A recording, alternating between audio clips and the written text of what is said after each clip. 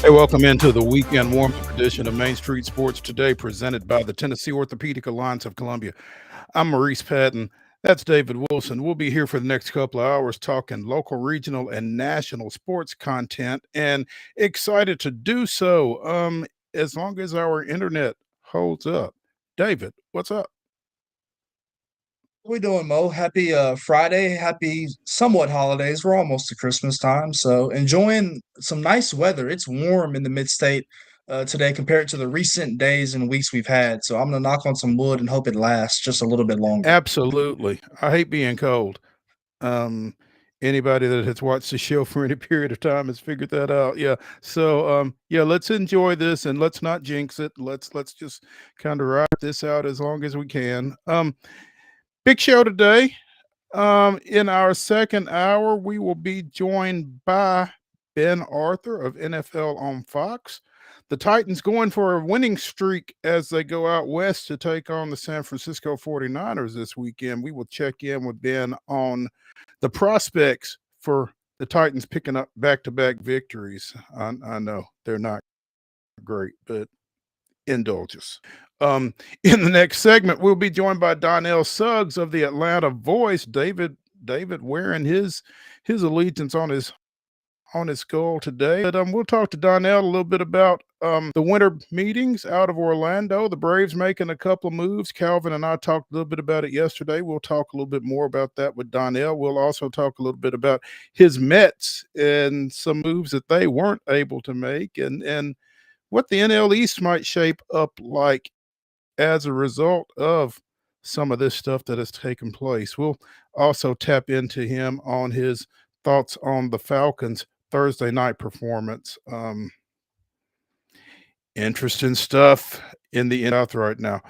We will also talk a little Grizzlies. They get back to it after a little bit of a break as a result of their loss in the NBA Emirates Cup in-season tournament, but they get it going again tonight at FedEx Forum. We will talk a little Preds.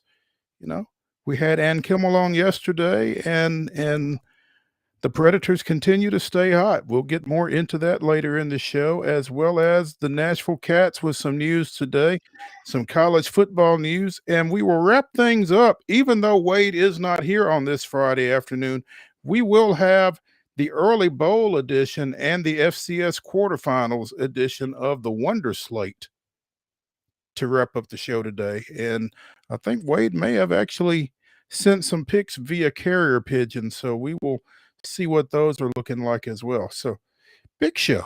Looking forward to it. A lot of fun. I'm gonna say this, Kyle Pitts, my Christmas gift is in the mail to you for saving me in the fantasy playoffs and the semifinals. What a performance by you last night. Put a check in there as well. You balled out for me last night, Kyle. I know you're watching, and I know you're excited to hear us talk about you later with Donnell. But thank you for saving my bacon in the fantasy playoffs, Kyle. His performance did not go unnoticed on the socials last night for sure. So yeah, big night out of Kyle Pitts, big night for the Falcons. We will talk more about it as we progress this afternoon. That said, let's go ahead and get things started with yesterday's results and this weekend schedule on the rundown. This is the rundown. Here we go. Last night's girls score across the TSSAA from Thursday night. It was Clarksville picking up a 37-35 win over Clarksville Academy. It was Zion Christian 45, Dixon Academy 32. It was Davidson Academy in Division II Single A District 4 action picking up a win over rival just down the road opponent Davidson or Good Pasture 58-52 was the final score there. It was White House Heritage making the trip out to Pegram and defeating Harpeth 39-27.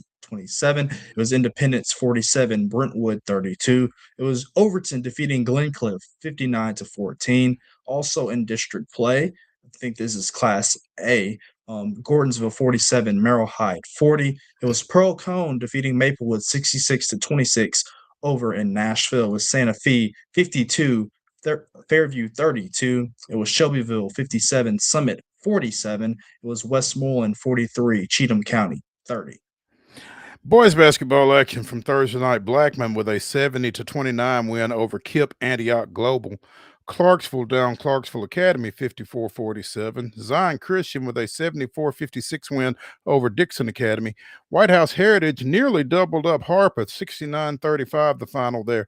Brentwood edging Independence 55-52. It was Lighthouse Christian out of Antioch 70. Franklin Classical 55. Gordonsville with a 71-56 win over Merrill Hyde. Nolensville defeated Dixon County 72-43. Fairview with a 53-44 win over Santa Fe. Second loss for the Wildcats this week. Shelbyville 74, Summit 63, and Westmoreland defeated Cheatham County 71-44. In women's basketball action, Lipscomb falls to Purdue 88-45. Chattanooga with an 81-51 win over Tennessee State. On the ice, Predators staying hot 7-2 win over visiting St. Louis. We'll be talking more about that one later in the show. And as we mentioned in Thursday night football last night, Atlanta goes to Tampa Bay, edges the host Buccaneers on a last-second field goal, 28. Ready to roll. Lengthy Friday night basketball schedule as always with double headers for the TSSAA. Start things off with Forest at Battle Creek. That is a 6 o'clock start, and most of these are going to be 6 o'clock as well. Creekwood at Clarksville. Friendship Christian making the trip up to Montgomery County to kick off their district play in District 4 in Division 2 Single A. That's 6 o'clock p.m. between the Commanders and the Cougars. Marshall County at Columbia. It's Laverne at Cookville. Huntland at Culleoka, Davidson Academy at DCA. Once again, District 4 Division 2 Single A action right there. It's Webb School at Franklin Christian, Hampshire at Franklin Classical. 6:30 start. Spring Hill at Giles County. Columbia Academy at Grace Christian Franklin and Leapers Fork. 6 o'clock start for the girls' game. Over in Mount Juliet, it's Oakland making the trip up from Rutherford County to take on the undefeated Lady Hawks and Coach Cody King. It's Murfreesboro Central Magnet at Grundy County, Beach at Hendersonville in District 7 4A action. It's Fairview at Hickman County, Siegel at Kip Antioch Global, Hunters Lane at Lawson in district play right there. It's Valor Collegiate at Liberty Creek, Good Pasture at Lipscomb Academy in a matchup of traditional Nashville private school rivals right there. It's Lawrence County at Loretto, 6 p.m. Stratford at Maplewood. Watertown at Monterey, Lebanon at Mount Juliet. I will be on the coverage for that one. You can find that one later on the Chronicle of Mount Juliet and the Wilson Post website as the visiting Devilettes, who are undefeated under Coach Corey Baird, making the trip over to Mount Juliet inside the Bear Den.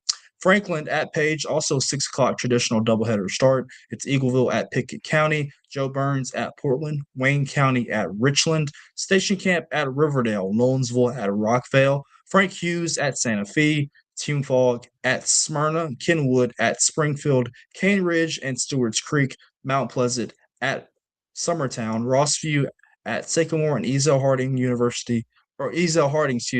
at the University School of Nashville. Those are your 6 o'clock doubleheaders there. Kip at Nashville at Westmoreland, 6 o'clock start as well. And I think Mo's going to take us home. Yeah, you ain't got to read all of this. Gallatin at Wilson Central is also a 6 o'clock doubleheader. All of these are doubleheaders, again, starting at 6. Battleground Academy goes to Zion Christian. Providence Christian is at Middle Tennessee Christian. Overton goes to McGavock. Whites Creek is at East Robertson. Hillsborough goes to Antioch. Christian Community is hosting Pleasant View. Nashville Christian travels to Clarksville Christian. Clarksville Northeast is at Clarksville Northwest. Academy's hosts Glencliff. Father Ryan goes down to Notre Dame in Chattanooga. So this is probably a 5 o'clock Central Time start. Pearl Cone is at Martin Luther King at 6, and Independence is at Ravenwood at 6. In girls only matchups tonight, this is a 6 o'clock start as well as St. Cecilia goes to Franklin Road Academy. Christ Presbyterian Academy is at Harpeth. Greenbrier is at Pope John Paul II in a girls-only matchup at 6. And at 7:15, Blackman's girls play at Upperman. Boys-only matchups. The Tennessee Heat goes to the Franklin Road Academy. That is a 7:30 start. Also at 7:30, White House Heritage boys are at Republic. In men's basketball action this evening, it's a 7 o'clock tip. You can see it on ESPN Plus as Austin Peay hosts East Tennessee at the F&M Bank Arena in Clarksville. And at 7 o'clock on FanDuel Sports, it's the return of Ja, but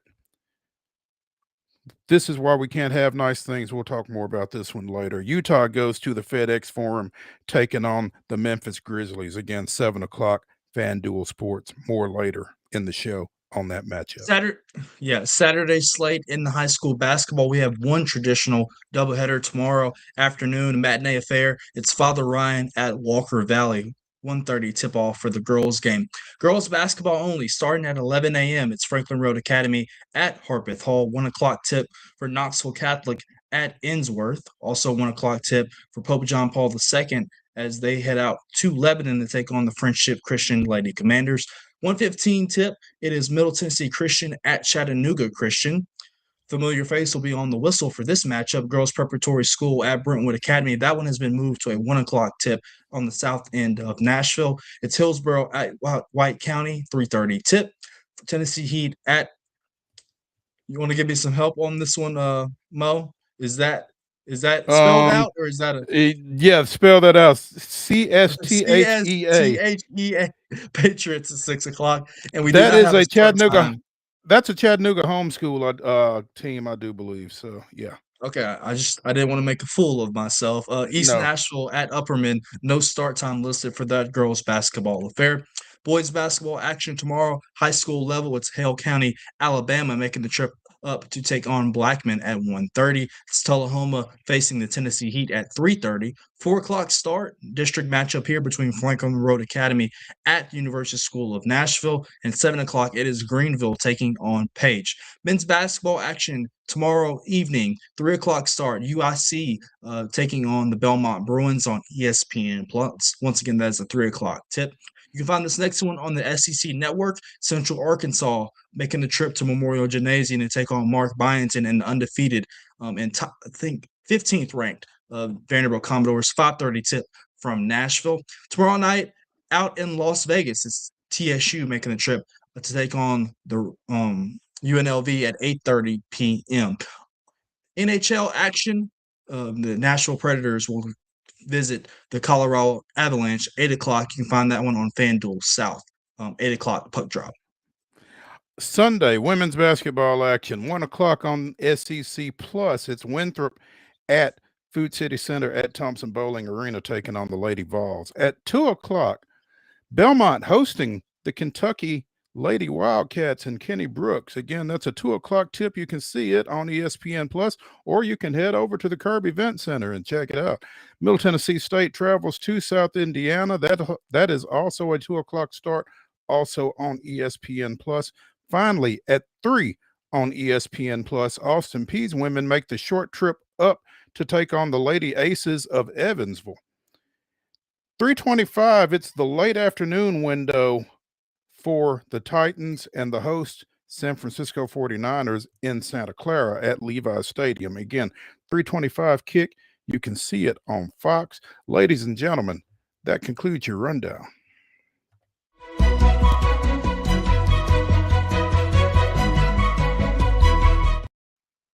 The top story brought to you as always by the fine folks at Piggly Wiggly in Neely's Mill in Columbia. Be sure and check out their delicious daily deli lunch options available from 11 a.m. until 6 p.m. Also, their hand-cut meats and everything is cost plus 10% at the cash register. Piggly Wiggly, Neely's Mill, Columbia, bringing you our top story. And as we mentioned on yesterday's show, the Southeastern Conference has announced the 9-game football schedules for all 16 of its members for 2026, including Vanderbilt and Tennessee. And I'm trying to pull those up as we speak. And the Mark's got it on your screen for you. Screen. I'm trying to get it a little closer though, but not getting a lot of hope from the SECsports.com website. Who you want to start off with, Mo? I got you. Who you want to start off with? I have Vandy pulled up. Let's start with Vanderbilt. Okay. You want the SEC games or the entire slate? Let's look at the entire slate for the Commodores, what they've got to deal with coming off of their first ever 10-win season. Yeah, kicking things off on September 5th with hosting the Governors and Coach Jeff Ferris and Austin Peay.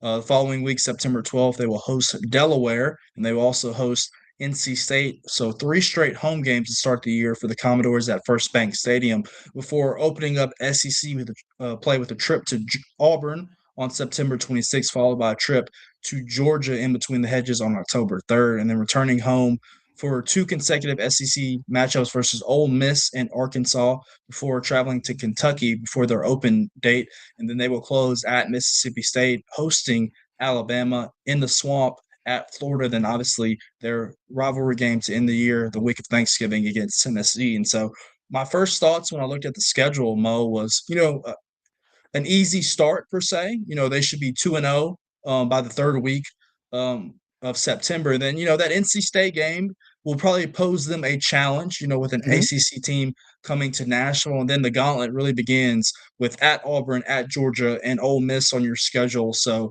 we'll see what the quarterback situation obviously looks like. For Vanderbilt, obviously Diego Pavia not returning, running out of eligibility, and probably going to enter the NFL draft. But that third game will be a good litmus test for what this team will look like going into SEC play, and obviously going to face an Auburn team that will have a new coach in John Snow. He's blanking me. Oh, Coach. Alex Golish is the new Alex coach. Golish. Yes, Alex Golish. So from South Florida. Yes. What jumps out at me is they've got 8 games before they get to an open date. Now I don't know how Clark Lee and the staff feels about that. That's you mentioned the gauntlet: Auburn, Georgia, Ole Miss, right there. They're going to play 5 SEC games before they hit their open date. So I don't know if you would prefer to have that a little bit earlier, or if you're good being off Halloween weekend and that being your lone open date of the season. But it's going to be a little taxing earlier. Like you said, Austin Peay and Delaware to get things started, not a bad start, but 8 games without a break. Ooh, I don't know. Yeah, and another thing that really just jumped out to me, Mo, I mentioned Alex Golish taking over at Auburn. You're also going to have a new head coach at Kentucky, also a new head coach at Florida. So Vanderbilt is going to get a new look at and these Arkansas. new staffs. Yeah, as well. So they're going to get a good look at 4 new SEC coaches, and then playing Mississippi State, and obviously Alabama later in the year, in the weeks of November, and then Tennessee. I believe this might be one of the latest periods they've ever played Florida. I feel like Florida was always one of the first ones that they played either in September or October. So playing the Gators the week before Thanksgiving down in the Swamp will be something to see. Yeah, it does feel a little late for Florida. Interesting slate there for Vanderbilt. Let's take a look at what the Volunteers have got to deal with here. Go ahead and get You could argue started. that the last 2 years that they have had the easier schedule compared to some in the SEC. So maybe things toughen up a little bit. Obviously, they open up on September 5th with Furman in Knoxville. Then they make the trip down to Atlanta the second week of the year to take on Brent Key and the Georgia Tech Yellow Jackets, and back home on September 19th versus Kennesaw State before opening SEC play at home on September 26th against Texas, followed up a week later, hosting Alex Golish and the Auburn Tigers, then making the trip down to Fayetteville, which, they had an adventure there 2 years ago against Arkansas. They'll face them on October 10th. Then, obviously, the third Saturday in October, it's Alabama making the trip up to the Tennessee River and Neyland Stadium. Then, October 24th at South Carolina before the open date on October 31st. And then they close with home versus Kentucky at Texas A&M, which was going to be a really tough matchup for them. And then home versus LSU the week before facing Vanderbilt the week of Thanksgiving. It's interesting because you draw a lot of conclusions from the teams that they put on the field this year, and with the transfer portal and everything else, you don't necessarily know what a lot of these teams are going to look like in 2026. But yeah, to your point, this looks like a Harder schedule than the years past. Yeah, it really does. I mean, LSU late, going to Vanderbilt, Texas A&M, that back end again. And I wonder if everybody is open the weekend of Halloween, because I see that Tennessee is Right. also. I've not studied the entire league's schedule. Well, to be fair, Mo, while you're discussing that, you're getting a Texas team to start SEC play that's most likely going to have its quarterback return in Arch Manning. So you know that's going to be a talented bunch. And so that's going to be a good test for them as well as they open up SEC play. Now, granted, you get it at home in your home building, which will be a great atmosphere. I guess who's the real UT is going to be the argument drawn from it. But that's a really good matchup. And then obviously, going to South Carolina is going to be tough as well. That's a tough place to play. Obviously, Shane Beamer does a really good job. And so, yeah, I feel like this is a tougher slate than they've had in the last couple of years. They've had the benefit to play Arkansas and Mississippi State, right? And so and they avoided playing Texas. They avoided playing LSU and A&M. So they will get those three. Where was that LSU game? I didn't notice. It's at Neyland. Oh, but Lane couldn't make the trip back. Yeah. So Lane's got to go to Oxford and to Knoxville. They love him dearly. Apparently. Going to be interesting stuff. Never a dull moment in the SEC. The first year of the 9-game schedule. Certainly everybody will have their eyes on that. Let's take a break here as we get started with the weekend warm-up edition of Main Street Sports Today, presented by the Tennessee Orthopedic Alliance of Columbia. When we return, we'll be joined by DONNELL SUGGS of the Atlanta Voice, talking a little baseball. Stick around.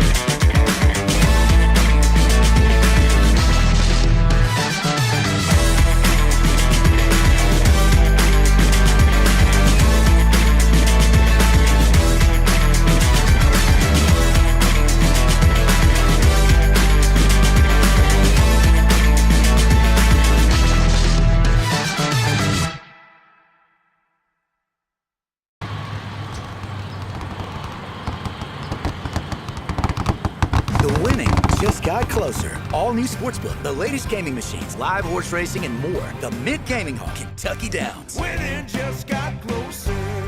This holiday season, the largest lantern festival in the country returns to Nashville Zoo. Experience more than 1,000 all-new handcrafted lanterns, towering creatures, magical worlds, and a North Pole village.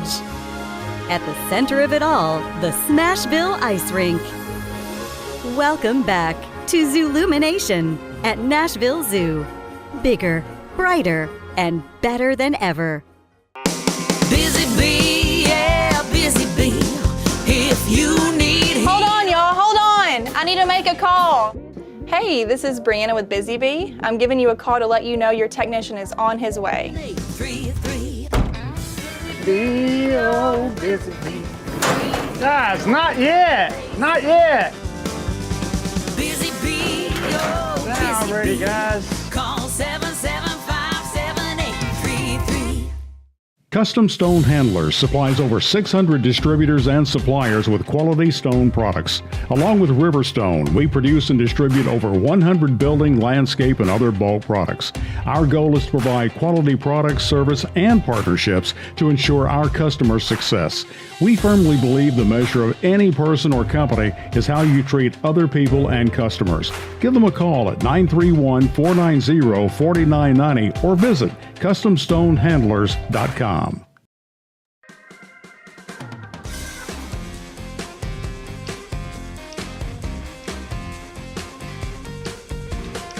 We continue the weekend warm-up here on Main Street Sports Today, presented by the Tennessee Orthopedic Alliance of Columbia. That's David Wilson. I'm Maurice Patton. Joining us now to talk a little baseball is DONNELL SUGGS, the editor-in-chief of the Atlanta Voice. DONNELL, good afternoon, man.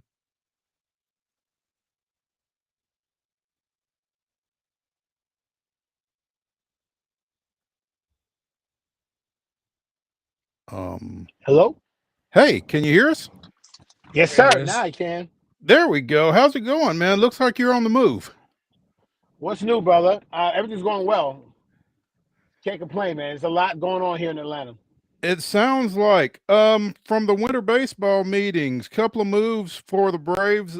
I don't know that anybody necessarily anticipated, which is would be pleasing to Alex Anthopoulos to hear, because I think he likes doing things that nobody does. anticipates. Signing Mike Yastrzemski to kind of shore things up in the outfield, signing Robert Suarez to shore up the back end of the bullpen, and again, I don't know that anybody saw Atlanta really involved with either of those guys. Well, Robert Suarez was kind of sort of on the market for a lot of teams. Some people say he was staying in San Diego because that's a really good situation they have there. But Raisel Iglesias was going to get big money, and that was kind of it was just kind of floating. He was going to get big money, and if he left, then you're left without a closer.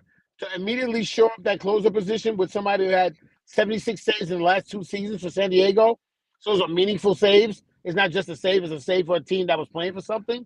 That's a pretty good move. Folks are poo-pooing it because they don't necessarily know who Robert Suarez is, but anyone that knows baseball well enough knows this guy's a quality reliever. So you have that already situated. So that's pretty good. His 76 saves are the most in Major League Baseball over the last 2 years. I don't know how, if anybody's poo-pooing that, stop listening to them talk about Major League Baseball. I was trying to explain to them, you guys got a closer for a closer. One closer leaves, one closer comes back in. In the case of the Mets, that wouldn't be so good. You got Devin Williams, who didn't do it well. But for the Braves to get a closer that did it well, and did it to them, by the way, don't forget, they lost 3 straight games to San Diego to start the season. Oh, That's not bad. Don't worry, I've not forgotten. And nobody here's what gets me, Donnell. They were able to bring him in, and they were able to sell him on setting up this year ahead of Iggy. You know, that would have been ideal. That would have been ideal. Iglesias has already signed, right? Yeah, he's gone. He's gone. Wait, Iglesias is back. He signed earlier. For what, a year? Yeah, a year? Yeah, so he's back this year. That's what I'm saying. Yeah, so you're right back in the situation where you have him for 1 year. Now you have another closer. So you have a setup man who's a closer, and it's done in a big way. And if Iggy does blow some, and he has been known to do that, you have someone that can say, I can take care of that situation. That's what I mean. You have that closer position locked down for 3 years if Iggy decides to take a walk after a year. Right. There we go. It seems intelligent to me. And in the meantime, you've got the 8th and the 9th pretty well taken care of for 2026. And that was an issue in 2025. So you shored up that issue immediately. 3 years, $45 million. I thought it was a great move. You know, Donnell, Reese kind of mentioned bringing in Mike Yastrzemski to add some depth to that outfield. Obviously, last year the Braves had to kind of have a quartet with Eli White, Jared Kelenic. The list went on and on of guys after Ronald Acuna was coming back from his ACL. So how is it important to bring in a guy who's done it and done it at a meaningfully high level and played in some big ball games? I want to make sure everybody understands that Yastrzemski is not his grandfather. 1, 2. Yastrzemski is no lights out guy. He's a solid major leaguer that should play 110 to 125 games for the Braves. If he's playing in 162 games, something's wrong, because that's not what you're bringing him in for 2 years and 11.5 million. You're bringing him in because you do want someone that has played a lot. I love Eli White, and he was great in Nashville. Not Nashville, I apologize. Down at the Motor Speedway in Bristol. That was awesome, but that didn't carry over when we got back home. So you want a regular full-time guy who can step in for any of the outfielders. More than likely, Michael Harris is going to play every day. He just does. Only reason why he didn't do it last time because he was in some slumps. Michael Harris is going to play every day. Ronald Acuna is going to play pretty much every day. So it's great. You throw the guy in left. You throw him in as backup in center. You throw him as a backup in right. He's going to play here and there, but he should not be – people should be putting a bunch of pressure on him. Check his stats. He was no killer in San Francisco, but he was an everyday player, and that's what you need, an everyday player instead of guys that's kind of filling holes. He can also get some ABs at DH for you probably, right? No doubt. He hit 20 homers, so it's not like he didn't have any type of power. He's played in – he hasn't played in big games, and San Francisco hasn't played in big games the last year and a half, 2 years. But he has played in a lot of games. And when you want to fill in somebody, you want to do it with someone that's not scared to do it in big games. And the Braves will more than likely be – if they're healthy, the Braves will be in big games later in the year, more than likely. you gotta like those two moves, and I do. A, you kind of wonder what's left, but B, you would be comfortable going into the 2026 season with what you've got right now if you're Atlanta, I feel like. I feel like because there's winter meetings and because guys like Pete Alonso, for example, sign these big deals and go to new teams, Braves fans are like, oh, we didn't get a bunch of new players. Check the Braves roster, guys. That is a talented team that was injured literally the entire season, with the exception of Michael Harris, who was on one of the worst slumps I've ever seen for a Major League Baseball player, and then became the hottest player in Major League Baseball for a month. That season was like this. It was a roller coaster. Keep that roster healthy. We're not even having this conversation. The Braves win 90 to 95 games with the roster they have. They were healthy. So, yeah, I'm fine with these moves. And if these are the only moves they make in late December and January and February and going into spring training, no one should be like, oh, my God, we're not going to be good. Look at the arms the Braves have. Look at the arms they have. They have a problem figuring out who the rotation is going to be for the starters. That's how many arms they have. You know, Donnell, they kind of mentioned at the winter meetings, though, when Walt Weiss was being interviewed, that they were comfortable, as you mentioned, going into today, that Marcio Dubon could be their shortstop, right? But obviously, Ha-Seong Kim is still a free agent. There's been rumors going around that the Rangers might entertain trading Corey Seager. Do you feel like that shortstop position is solved right now, or the Braves are going to try to look to find an answer? The rest is not solved. It's not solved. Ha-Seong Kim is a good ball player. Ha-Seong Kim should not be your answer at short, but he can definitely do it. More so defensively than offensively. He shouldn't be the answer, but that being said, the rest of the National League does not want the Braves to get Corey Seager. They would not want that, because that means that this team on paper would have no weaknesses. With an 8 and 9 with Suarez and Iglesias, and Ronald Acuna coming back 100% healthy, which is the best player in baseball for my money, besides Ohtani, of course. And I think they're neck and neck if these guys are both super healthy. And then having Corey Seager shortstop, you and I are going to have a bunch of conversations this year about Braves winning streaks 10, 11, 12 at a time. So, no, they have not answered the shortstop thing yet. Ha-Seong Kim, if he does get re-signed, would be a cool way to kind of put a Band-Aid on an injury. But you probably want to go see the doctor. And if you get Corey Seager, the rest of the National League is going to need a doctor. The Braves are going to be unbelievable with that lineup. I'm all for it. I am. I'm all for it. I mean, I don't know what the Braves would necessarily have to give up to get Corey Seager, but that would be yeah. But I'm not opposed to that at all. Donnell Suggs of the Atlanta Voice joining us here on Main Street Sports Today, presented by TOA of Columbia. Donnell, I know that you, even though you work in Atlanta and you follow the Braves, you cover the Braves, but I know your heart is with a team up north, and you mentioned Pete Alonso. What's the deal with your Mets, man? People always talk about how much money our owner has and how he's willing to spend, which is great. But in the end, these men are individuals, and they make the decision they want to make. I don't think it was a money thing with Pete Alonso. I think he wanted a fresh start. I have no idea why he would want to live in Baltimore. Sorry, Baltimore. I have no idea why he wants to play for the Orioles. But again, that's another young roster that kind of had some bangs and bumps in 2025, but looked really good in 2024. Adding a Pete Alonso doesn't help you defensively, but offensively, man, they're going to probably love him because we're going to miss him. We had him from day one. Him and Cookie, losing a reliever with that kind of electricity is really a benefit for the Braves, to be honest with you, even though the Braves still handled the Mets pretty well last year. Even when the Braves weren't playing well, they handled the Mets pretty well. But I'm not sure what we're doing. We're not answering the bell.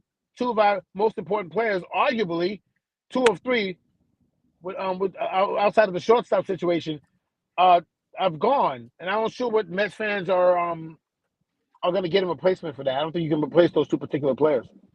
And then you mentioned. Sorry, Mo. Donnell, you mentioned, just with Steve Cohen and his willingness to spend money. Your GM, David Stearns, coming over from Milwaukee, he's not used to having that luxury in his pocket over there with the Brewers. You have to be a shrewd operator. So that marriage between those two seems like it's very much different, like how they're aligned. Right. You ever get paid, and on payday, you start doing things that you're not normally used to doing? This guy is usually with like you said, a shoestring budget, and now he's got a guy that says, sure, go get it. And he's like, I don't know what to do with all this money. So he's not doing anything crazy. He's not going out buying Lamborghinis and stuff. He's not buying anything right now. You just who doesn't want to sign with the Dodgers? Cookie signed with the Dodgers. Who the hell doesn't want to sign with the Dodgers? Who doesn't want to play with that machine? So I'm not mad at that. I get that. And then with Alonso, I think he just wanted a fresh start. So I don't want to blame it on Stearns right now. He just got the job. I don't want to knock this guy's hustle. But a splashy move for the Mets doesn't mean they're going to beat the Braves. And that's been our issue. We go out, we spend a ton of money and get all these cool things. And in the end, you lose 3 out of 4 in July in Atlanta. And you go, what was the purpose of that? So the answer isn't just going out and getting some free agents and making people feel better about the names that we got. Devin Williams is a closer now. I'm a Catholic. I do a lot of praying. That's it. And let's go out and play ball. We have the team we need. Yeah, Devin Williams coming to the Yankee Brewers, and us being Nashville being Milwaukee's AAA farm club, we pay a little bit of attention to the Brewers. Devin Williams had a nice career with the Brewers, struggled a little bit with the Yankees last season, was bumped out of the closer's role. I don't know what changed for him going from the Yankees to the Mets, other than now he's coming in behind Diaz, like you said. And that's given the expectations that come with that position that Diaz created, that's going to be a challenge, I would think. I think it's actually more pressure this year, pitching in New York, showing people you couldn't handle it, at least for that season, you couldn't handle it. Now, going in the other side of New York and replacing a player like Diaz, who literally had his own theme music at one point, and was really out and was a great clubhouse guy too. He wasn't a closer that didn't talk to people. This isn't a John Rocker type situation where he's good, but you don't want him around. This is a guy that everyone loved, fans alike, players and fans alike. So your pressure, man, it can't be more pressure than coming behind Cookie like that. And I'm on Devin Williams' side. I mean, I love anyone that wears the uniform, but man, you talk about pressure, dude. You didn't even pitch well last year, and they took your job from you, and now you're gonna cross town and replace that guy, and you better do it from day one. You know how New York is. We're all over this guy. After one blown save, we're all over this guy. And that's not fair, but that's New York. We talk about Alonso, you talk about Diaz, but they also traded Brandon Nimmo earlier this offseason. I mean, another farmhand. Not only have they seen holes created this week, but they created their own with that move. Now you got Marcus Semien, but and he's a great second baseman, but it for a guy who's been with, like you said, Nimmo was a farmhand, came up through the system, fan favorite, that kind of thing. Mets really have to get off to a great start, or this fan base will kind of turn on them, right? And they are, because you took the familiar faces. You took the guys, and look, on top of that, really good guys who sometimes hung around and signed autographs, really good guys who did great, memorable post-game interviews, fun guys. You took those guys away for whatever reason. They're not here. And Met fans have to say, okay, we're going to be better without the really good clubhouse guys that we had, and talented guys as well. Because they got frustrated with Nimmo all the time with his bat. But you couldn't say the guy ever went out there and didn't play hard and didn't want to be a Met. He was a Met from day one. So it's hard to take and then say, we'll get better without those kind of guys. People don't want to believe that. They need to see it. Like you said, we got to get up to a hot start or they're all over them. I can't wait to the first series here in Atlanta. I can't wait. I got to cover the games, but in my mind, I'm thinking, dude, we got to do something different, or they're gonna kill us in the papers back home. When you look at what Atlanta's done, when you look at what has taken place with the Mets, and then when you look at Kyle Schwarber, 5 years, $150 million to go back to Philly, smart. You've already kind of expressed it, but how concerned are you for the Mets in this division? Everyone's getting better except for you. Well, the Marlins, first of all, the Marlins got better, by the way. They got better from what they were. So they're good. They're solid. They gave us a hard time and pretty much stopped us from making the postseason last year by beating us in Florida, 2 out of 3. Then the Braves are getting better and are already good. And now Philadelphia said, the heck with it, we'll run it back with all their players. And now you got Schwarber locked up. So everyone's getting better around you, and you're losing clubhouse leaders and a reliever that was dominant, and a hardworking second baseman, et cetera, and then our first baseman who was Mr. Met at one point. So I'm very concerned. Luckily, I'm so busy covering a team that's actually good, I get to be away from it a little bit. Then I cry at home when I get home. When I leave the press box, I cry at home. Donnell Suggs of the Atlanta Voice joining us. Donnell, I know you were watching last night the events out of Tampa Bay. This past weekend, Atlanta was eliminated from postseason consideration with that debacle against Seattle. Where did they get this performance from last night? Mo, I got to tell you something. Technically, they are officially eliminated from wild card contention at 5-9, with a 7-6 and a 7-7 team above you. You actually have enough games to win the division, but they would have to take 3 consecutive miracles. So they're not exactly eliminated from postseason, but they considered wild card is what you considered postseason.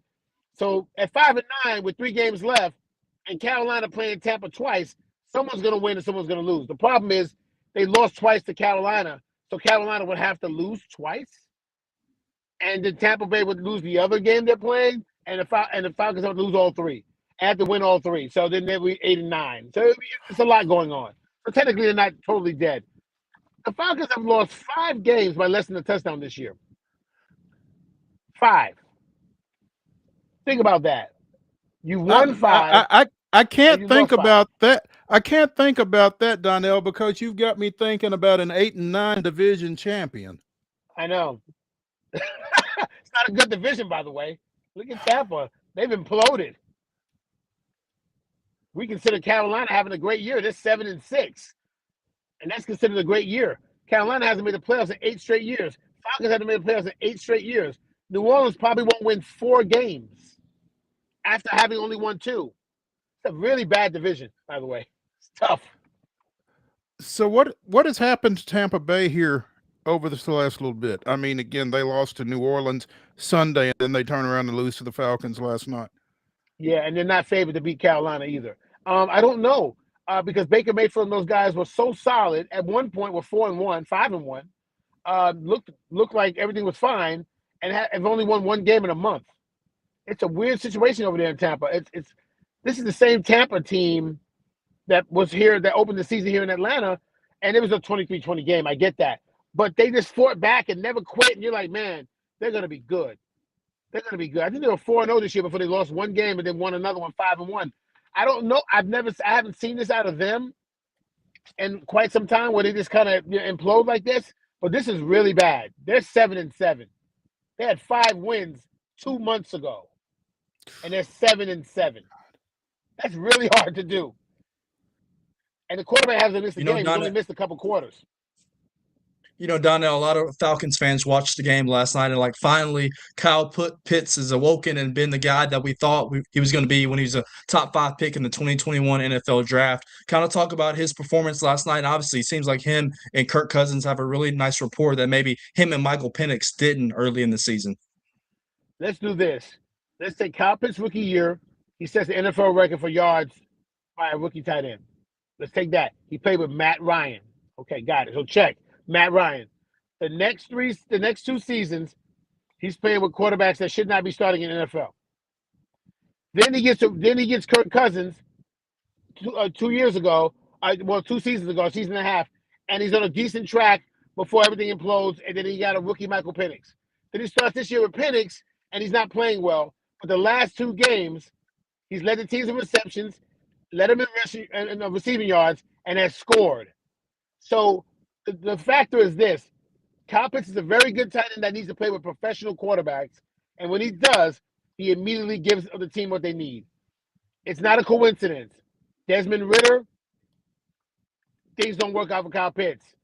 Rookie Michael Penix, things don't work out. You put Kirk Cousins in there, and they do. It's not a coincidence. He just needs to play with professional quarterbacks that know how to utilize the tight end position. Do we re-sign Kyle Pitts? I think they should. Will they? I don't know. But I think they should. The player we saw last night is a real thing. He did that his rookie year. He did that steady for that season under Matt Ryan. Go ahead, Mo.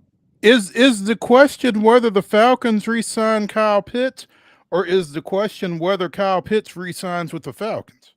Given what you I just think you're laid right out. about the latter. It's the latter. It's the latter. He's got his name. If he doesn't pay attention to the stupid Twitterverse and some of the stories that other my colleagues are writing, I don't bash Kyle Pitts. I like Kyle Pitts, personally and professionally. If he's not paying attention, then he's in the best position for himself because Kirk Cousins more than likely will be the starting quarterback for the Falcons next year. And if he is, you need to stay where you're comfortable instead of signing some random contract with I don't know. I'm just throwing names out there, a Cleveland Browns or something, and you're right back to square one where they don't have a quarterback situation solidified and you're losing.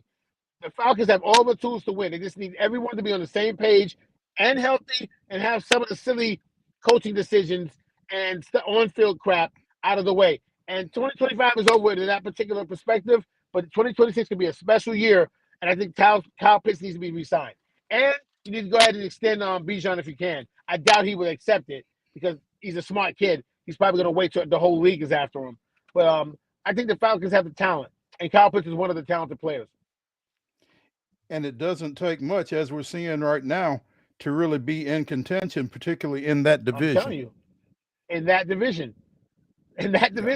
5 losses by a touchdown or less. Think about that, Mo. 5 losses by a touchdown or less. In some cases, less than 3 points, 3 points or less. They have 3 losses like that. It'll be a whole new year. We'll be having a whole other conversation. No, what that seems like the theme in Atlanta in 2025, basically. So let's hope 2026 is better. Donnell Suggs of the Atlanta Voice joining us here on Main Street Sports today. Donnell, as always, we appreciate it. If we don't catch up with you, have a great Christmas, and we'll talk. Same to you guys. Appreciate you for having me on. Merry Christmas to everybody who celebrates, and Happy New Year if I don't see y'all. I'm sure I'll hear from you before then. Absolutely. Thanks, man. I appreciate y'all. Let's take a break as we continue here on the weekend warm-up edition of Main Street Sports today, presented by the Tennessee Orthopedic Alliance. When we come back, talk a little basketball professionally. Stick around.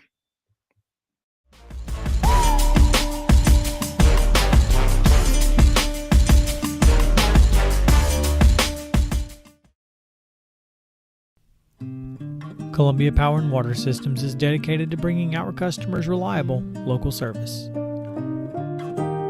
Whether you're turning on a light switch, your faucet, or streaming on TV, our dedicated team members from here in Murray County work every day to keep you on. If you need us, call us 931-388-4833 or visit cpws.com.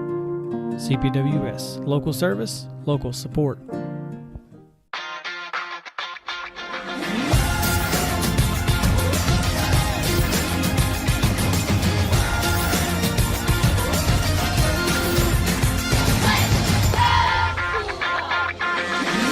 Zion Christian Academy at zioneagles.org or 931-388-7531. You can schedule your appointment to visit their beautiful campus. Again, zioneagles.org or 931-7531 to schedule your visit today.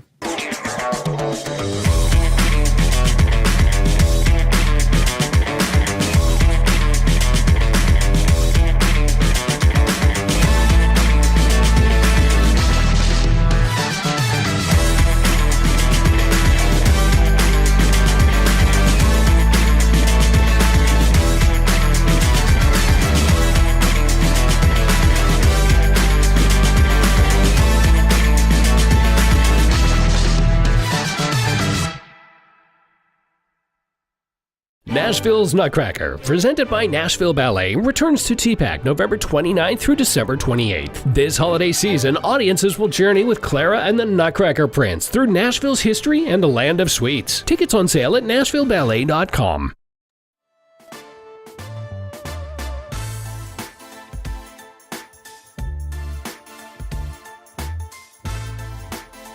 The weekend warm-up continues here on Main Street Sports today, presented by the Tennessee Orthopedic Alliance of Columbia. That's David Wilson. I'm Maurice Patton. The Grizzlies have been off for about 5 days. They return to play tonight at the FedEx Forum against the visiting Utah Jazz. Ja Morant, who has been sidelined with a calf injury, is expected to go on 12/12. Apparently bought 250 tickets for the occasion and has distributed them to some nonprofits in the Memphis area. Um, as you know, Ja Morant wears number 12, so it's a little synchronicity here at the FedEx Forum tonight. Ja returning on December 12th from an injury, but you know, again, if you're a Memphis Grizzlies fan, you know that you can't have nice things. Ja is coming back. Zach Edey is out. Um, that ankle injury has flared back up. He's expected to miss the next 4 weeks, and Grizzlies fans all over the socials are, I wouldn't say crashing out. They're just used to not having their full roster at hand, but it's just another case of, you know, we can't get everybody on the floor ever. It's like we're never going to, but should be interesting. Memphis has been on a little bit of an uptick here of late. They've won 7 of their last 9, so it'll be fun to watch how things go tonight against, a not great Jazz team. Utah 8-15 coming in. Memphis has surged to 11-13 again with that 7-2 run that they're on right now. So Yeah, I remember the interesting. last time, Mo, that we talked Grizzlies, the two of us, we had Teresa Walker on from the Associated Press. And it seemed like at that same time, the Predators were struggling as well. And both teams really over the last, for the Grizzlies, the last month, the Mhm. Predators, the last week and a half have kind of slowly but shifted and kind of trying to turn that corner, defensively. When we talked about the Grizzlies to start the year, they just weren't defending. They were giving up a whole bunch of points. Obviously, that kind of, with Jaren Jackson, being down there. But they had, at that point, did not have Zach Edey.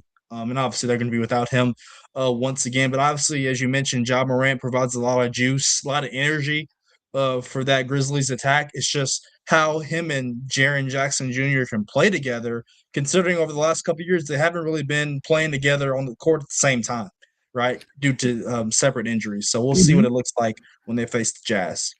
He provides a lot of juice and gets the grindhouse juiced up as well. So that atmosphere for his return ought to be pretty sky high. But again, you're going to be missing Zach Edey, who has really shown some signs that he can be something special when you have had him. But that You know, ankle, hmm?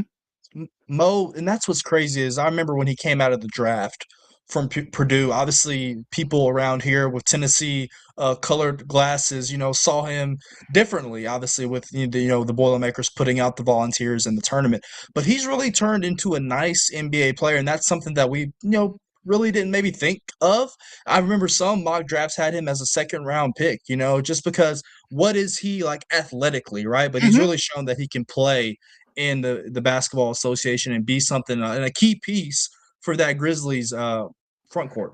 I think there was kind of a question that the way the Grizzlies or the way people perceive the Grizzlies wanting to play and the way people perceive Zach Edey playing didn't seem to mesh. But I think they've done a better job of, getting on the same page with that than folks would have anticipated. You just didn't think the way Memphis liked to get up and down with Morant and some of the folks that they had around that Zach Edey would be a good fit, but they've kind of given the lie to that. So all of a sudden, it's really unfortunate. I mean, this guy had 32 and 17 um, here about 10 days or so ago. Really been a And nice piece for them. So. yeah, basketball's changed. I mean, Mo, when you were my age and growing up, you had a traditional big that you could just throw the ball down in the post. You think Mhm. about Shaq, you think about Olajuwon, you think about Charles Barkley from the 90s. Like you threw it into the paint and you got your big guys touches. We really don't live in that era anymore. We live in the era of 3-point shooting and running and gunning. And so to have a traditional big, if Zach Edey was back in that day, we would view him as a completely different player and of value than we do now. Even when you think about guys like Wembanyama, Jokic, Giannis, they shoot. They can have a jump shot. They can shoot 3-pointers. That's something that's not really Zach Edey's game, but he's found a way to make it work in Memphis. Absolutely. Speaking of Wemby, expected to come back for the Spurs tomorrow night and just in time as San Antonio travels to red-hot Oklahoma City. The Spurs 17-7, the Thunder 24-1. It's the NBA Emirates Cup semifinal. David, what are you looking for in Wemby's return as they travel to the Thunder? I'm I know just the first Spurs of all are happy to have your bunch. I'm just happy to have him back. You know, I think about this Spurs group. You kind of mentioned how the Grizzlies have yet to be all whole all season. Well, the Spurs haven't been all whole either. Obviously, De'Aaron Fox, who they got from the trade from Sacramento last season and extended him this past offseason, he was hurt to start the season. Obviously, Dylan Harper, who was the number 2 overall pick in this past NBA draft, he has been hurt and he is back. So to have those guys back, you know, the Spurs didn't make the playoffs last year. They didn't make the play-in game, and for them to be 17-7 in the semifinals of the NBA Cup, it shows you that the talent that they have and what they're building down there with Coach Mitch Johnson, who's in his first full season, obviously taking the reins from Pop. But the Spurs have a lot of talent, a lot of young talent, right? And they got future first-round picks to come. It's going to be a challenge, though, taking on the defending world champions who are off to an absolutely red-hot start and are probably the odds-on favorite to repeat yet again. So a nice challenge for the Spurs. I think about that battle between Wemby and Chet Holmgren. That'll be nice to watch. Should be fun tomorrow night. Hour number 1 of the weekend warm-up edition of Main Street Sports Today, presented by the Tennessee Orthopedic Alliance of Columbia, is in the books. Come back after this break for hour number 2 as we jump into the grab bag. There's probably a hockey puck or 2 in there, maybe 4. Stick around.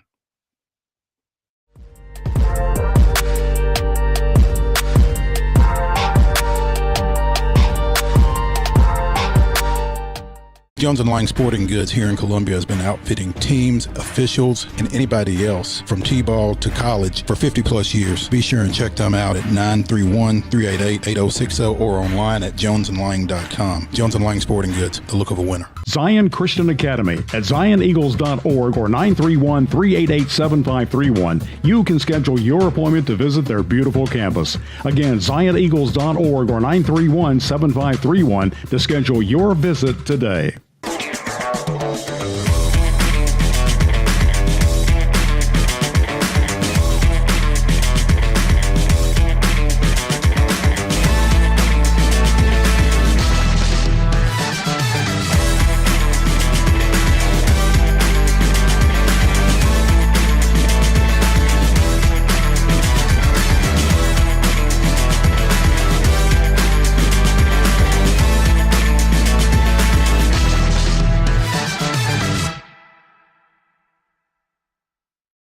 Is your internet slowing you down? It's time for an upgrade.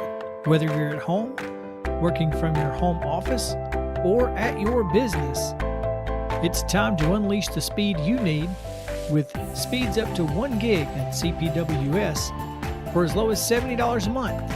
Give us a call, 931-375-7777. Local service, local support, CPWS.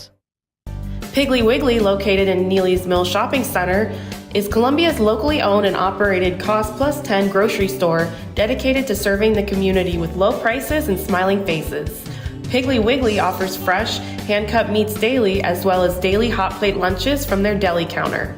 You're certain to see smiling faces and a helping hand when you're here at Piggly Wiggly. Come by and check out our fresh produce, high-quality meats, and more. Down home, down the street, we'll see you at the Pig.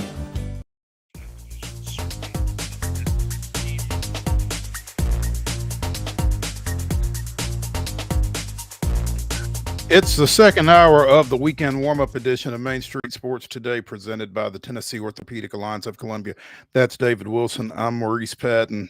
We had Ann Kimmel with us yesterday from Penalty Box Radio talking little Nashville Predators as they were getting ready for their matchup at Bridgestone last night against the visiting St. Louis Blues. Well, Steven Stamkos gave St. Louis the Blues 2 goals in the first quarter. first quarter, Lord, in the first period, 2 goals in the second period, finished with 4. And that was more than enough, but the Preds got 3 more in a 7-2 win, just bludgeoned the Blues. And that had been a concern for this team, scoring. Well, all of a sudden they have broken that seal, for sure. And that was one of the things that Ann pointed out, that was one of the points of improvement for this team in this current run that they've been on. Um, Again, 4 goals out of Stamkos, Bunting, Forsberg, and Ryan O'Reilly with 1 each, and they made this thing a laugher. I mean, I was at a high school wrestling match yesterday and didn't get to see the start of this, but when I caught up, it was 6-2, and I'm like, I had to literally do a double take at my phone, David, and make sure that I was reading that right. 6-2 Preds in the second. Yeah, first of all, you sent a picture in the group message the other day about Ann's attic caving in, right? So first of all, how is she recovering from that? But obviously, you mentioned Stamkos, and this is the guy that they thought they were getting last year when they signed him in free agency from Tampa Bay. Obviously, one of the elite goal scorers in NHL history. Done it at a really high level for a really long time, and so nice to see him kind of get going. It just felt like, with all the moves that they made last offseason, trying to build this thing into a perennial, Western Conference contender. Those guys like Marchessault and Stamkos didn't really, click, feel like they fit last year. Well, it seems like, at least with last night's performance, that things are slowly, offensively starting to build into the things that we thought they could be when you add in pieces like Roman Josi and Philip Forsberg around them from the defensive standpoint and the forward standpoint. Yeah. First of all, the attic didn't cave in, unfortunately. Her husband was in the attic and fell through. So, but according to her reports, everybody's fine. No serious injuries. Only a thumbnail got broken in all of that. But yeah, it's a mess. That's catastrophic. She said that somebody is supposed to be there to take a look at it today. So hopefully they are getting back to normal here. But that's the picture David's referring to. If you missed it yesterday, Mr. _Mama on Ice fell through into her studio, so she had to kind of find alternative areas in the home to be with us yesterday. We really appreciate her doing so. But to your point, this Predators team is 4-1 in December, and they won 2 of their last 3 games in November. So they're on a little bit of a heater, and 2 of those wins again against the Avalanche and against the Panthers, in addition to last night's win over St. Louis here in Nashville. Now they go to Colorado tomorrow night, as we mentioned during the rundown. They go to St. Louis on Monday, kind of returning to the scene of last night's crime. So we'll see if they can continue the good vibes. But when you are scoring at the rate that they have been here over the last bit, you're going to give yourself a chance. And then when you're getting goal minding like they typically get from UC Soros, you're going to be in pretty good shape as well. He had 26 stops I'm sorry, 24 saves last night on 26 shots. So do we feel like Andrew Brunette has once again quieted those rumors of it? It seems like, the last 2 years, really, this season, early last season, that Bunsen burner gets hot, and then he just finds a way to ease off of it. And, now that they're playing, competitive quality hockey, he's going to see this thing through, at least for the next, next meanwhile for the next month or two. I feel like, and we got into that a little bit with Ann, Calvin, and I did yesterday, and it feels like, maybe the way this team is put together isn't necessarily what he thought he was getting into, and I think maybe that has bought him some time with the current front office regime. So while the on-ice performance might not necessarily support Andrew Brunette's being here, it feels like there is some support from the people who would have the most say in whether he's going to be here or not. So it feels like that's going to continue to be the case for some time here. And, maybe it's for the best. So they seem to be playing well right now. Again, 7-2 win last night. Go to Colorado tomorrow night. Should be another challenge for sure when they head out there, because the Avalanche didn't get bad just because Nashville beat them on Tuesday night. The Nashville Cats, last we visited them, they were finishing their AF1 2025 season as the league runner-up, their second season in this iteration. Well, they have announced their schedule 2026 season. They are still the Nashville Cats, even though they will be playing all of their home games at F&M Bank Arena in Clarksville. They will get their season started on April 17th. That's a Friday night in Clarksville against the Michigan Arsenal. It's the first of back-to-back home games that they will have. They'll play the following weekend on Saturday against the Washington Wolfpack. Those are weeks 2 and week 3 of the official league schedule. They have a bye the opening week. But the first weekend in May, they will travel to the Kentucky Barrels, which is a fantastic name. I'm not sure where they're located, but that's a great name, the Kentucky Barrels. The first weekend in May. Come back home for games the next 2 weekends against the Oregon Lightning and the Oceanside Bombers. Not sure where they are either. Travel to Minnesota, taking on the Minnesota Monsters. They will have a bye over Memorial Day weekend.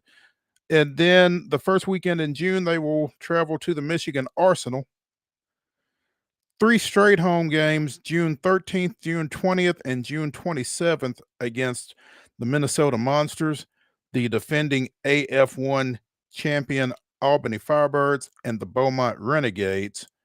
They'll finish up the season the first 2 weekends in July at the Washington Wolfpack and at the Albany Firebirds. There's a bye the final week of the season as well, and then postseason play will begin the final weekend in July with the Arena, the Arena Crown taking place on August 8th. So AF1 runner-up Nashville Cats getting ready to get back at it. And there will be a pick your seat event Saturday at F&M Bank Arena for those interested in purchasing season tickets. That will take place from 10 a.m. until 3 p.m. So get up there and get your season tickets for the Nashville Cats, who are the only team in the league with 7 home games on their 12-game schedule. So check them out. They had a lot of success. Calvin White reported on it for Main Street Clarksville, if those of you want to go read it. But they had a lot of success with their attendance at FMM Bank Arena in Clarksville. They were very much supported not only by the city of Clarksville, but the Montgomery County community. So I know, as we kind of talked with Jeff Fisher a while back, Mo, that he's really excited about getting back up there and servicing that community and fan base. Absolutely. Should be a lot of fun. The arena is really snazzy. I've not been there, but heard a lot of great things about it. So they're looking forward to getting back in there and continuing to build that fan base. And it's not a bad drive really from Nashville to Clarksville, as long as you don't mind I-24. So get up there. Arena Football League is exciting, man. If you like points, it's for you. It's for you. Without question. Yeah, it's some great balls, some great athletes, a lot of fun. Go check that out. Little college football news and notes. Earlier today, the University of North Carolina announced that offensive coordinator Freddie Kitchens and special teams coordinator Mike Prefer will both be seeking alternative employment following a 4-8 finish in Bill Belichick's first season.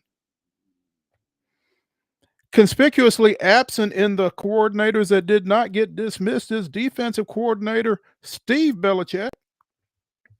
I don't think he's going anywhere. Mo can't do that to the family. It would make one hell of a Christmas if he did, I guess. But I mean, you know, you go 4-8, you're going to get rid of the offensive. You're going to get rid of the well, because that's your son. Yeah. Well, and it's important to note, Mo, that Freddie Kitchens was one of the guys that was already on Mac Brown's staff that Bill Belichick inherited. So this was a guy that was retained last year to bring some continuity. Obviously, Freddie Kitchens, a lot of people remember him from his time with the Cleveland Browns, right? But this is a guy that made that dip down to Mac Brown's staff and then got retained by Belichick. So it's going to be a new voice. With all the anticipation that happened with them before the TCU game in Chapel Hill where they absolutely got smoked, North Carolina slowly got better towards the end of the season, right? Like it didn't become much as a story. So interested to see these changes that Bill Belichick does into year two with his staff in the ACC and in Chapel Hill. But that opening drive against TCU, they went right down the field and scored. We're like, man, he's going to do it again. He's going to turn North Carolina into something, and then it dissipated very quickly. Very quickly. And while you talk about some people remember Freddie Kitchens from his time, and some people remember Freddie Kitchens from his time as starting quarterback at the University of Alabama. So anyway, interesting times over at Chapel Hill. I was watching something else on Vice last night. Apparently, there is a documentary coming up here soon regarding Coach Belichick and his +1. So be on the lookout for that. Should be kind of illuminating, I would think. That's been an odd situation. It doesn't make sense, Mo. It doesn't make sense. Well, I mean, who am I to say? I don't know. It's indescribable to see some of what we saw this season with North Carolina football along those lines. Just felt it felt like a circus, kind of like Dion in Colorado that first year with Travis Hunter and Shador. It just felt circus-ish, you want to put it's about football, right? It's about playing football, getting these guys prepared to hopefully get them to the next level, and it just feels like a reality TV show over there in North Carolina. And I know it's something. What's craziest about the whole thing is all through his career with the Patriots, Belichick was just the picture of stoicism. It was all about, do your job. How many times did we hear that out of it? And we're on to Cincinnati. Yeah, and just the single-minded focus that there appeared to be with him during his career at the professional level, and now it's like daddy daycare or something. I don't know. It's wild. Southern Miss, after losing Charles Huff to the University of Memphis, named Blake Anderson as their interim coach. Well, they have taken the interim tag off of the former Arkansas State, former Utah State coach, and he will be the full-time coach now of the Golden Eagles down in Hattiesburg in replacing Huff. So he had spent this past season as offensive coordinator and quarterbacks coach at Southern Miss. Again, previously had been at Utah State, where he was fired for cause a year ago. Before that, he had been at Arkansas State. Between the two, 74 and 53, 9 bowl appearances in 10 seasons, 2 Sun Belt championships at Arkansas State, a Mountain West championship with Utah State. So they've got a proven commodity, even though, again, he did get fired in his final season at Utah State in 2024. So Blake Anderson back in business. Mo, I know you and Calvin probably talked about this yesterday, and this is on our run sheet so far, but I have to ask, with Michigan hopping in late into the game in this coaching cycle, if you were them, who would be your first phone call? Man, Um, from everything I've heard, I think you have to maybe give Kalen DeBoer a shout. See how happy he is at Tuscaloosa, because word is he's not, and they Well, aren't. I mean, the thing is, though, I mean, we knew this was going to come with the board. Not saying that he's not a quality coach, but when you're replacing probably the GOAT of college football, I mean, those shoes to fill, those people in Alabama, all they know is championships. You know, they don't know losing 2, 3, 4 games a year. That's just not something that they're used to. And you knew those rumors were going to get swirled up really quick. So, And this is not a good time, to be in this cycle for Michigan. Calvin and I did talk about, and if they are able to pry somebody loose from a proven program, a blue blood, for lack of a better phrase, like in Alabama or whoever else, then things are going to get worse, just because of the evolution of the college football off-season schedule. I mean, we've already had the December signing period. Transfer portal is open, I guess, or folks are getting into the portal, and you need to have a coach in place to, try to recruit. So it's going to be interesting to see what direction Michigan goes in, and what direction whatever school gets impacted by their decision goes in. So never a dull moment. Stay tuned there. Women's basketball, a little note from last night. Audie Crooks continues to tell folks that are caught up with Hannah Hidalgo or whoever the flavor of the month is at UConn or whoever else, hey, don't forget about me in the heartland. 30-10 last night as the Cyclones defeated Iowa 74-9, and we've got a local kid out at Iowa State as well. York Institute's up in I forget the town Jamestown. now, but thank you, up there on the Cumberland Plateau. York Institute's Reese Beatty is a freshman at Iowa State. She did not play last night, dealing with a foot injury, expected to miss the next couple of weeks, I think, but she has been an integral part of their 11-0 start, averaging about 6 points a game and about 3 rebounds, a couple of assists. But she has been involved early on for the Cyclones, and a big win here for them, their first ranked win of the season. Nice victory for them. She's a heck of a player, Keep man. an I eye mean, on she's been man. so central for us. She's exciting to watch. If you like traditional posts and bigs, she gets down in that paint now. Them girls don't want nothing to do with her. Nothing. Nothing at all. She's fun to watch, man. Give the Cyclone. Let's take a break here as we continue the weekend warm-up edition of Main Street Sports Today, presented by the Tennessee Orthopedic Alliance of Columbia. When we come back, we'll talk a little Titans and a little NFL with Ben Arthur of NFL on Fox. Stay tuned.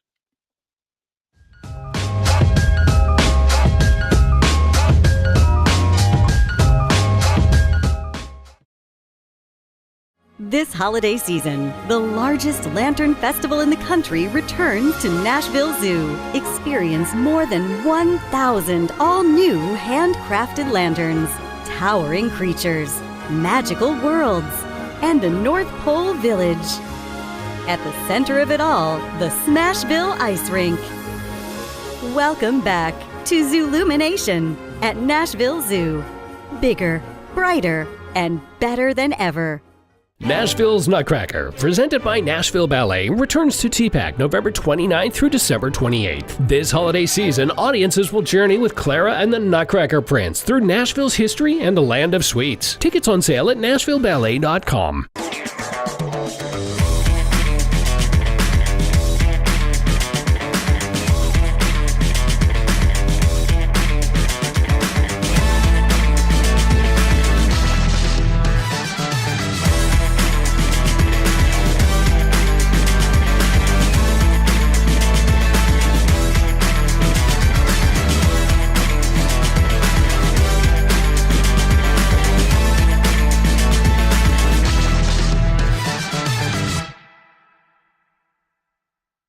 Jones & Lang Sporting Goods here in Columbia has been outfitting teams, officials, and anybody else from T-ball to college for 50 plus years. Be sure and check them out at 931-388-8060 or online at jonesandlang.com. Jones & Lang Sporting Goods, the look of a winner. Piggly Wiggly, located in Neely's Mill Shopping Center, is Columbia's locally owned and operated Cost Plus 10 grocery store dedicated to serving the community with low prices and smiling faces. Piggly Wiggly offers fresh, hand-cut meats daily as well as daily hot plate lunches from their deli counter. You're certain to see smiling faces and a helping hand when you're here at Piggly Wiggly. Come by and check out our fresh produce, high-quality meats, and more. Down home, down the street, we'll see you at the Pig.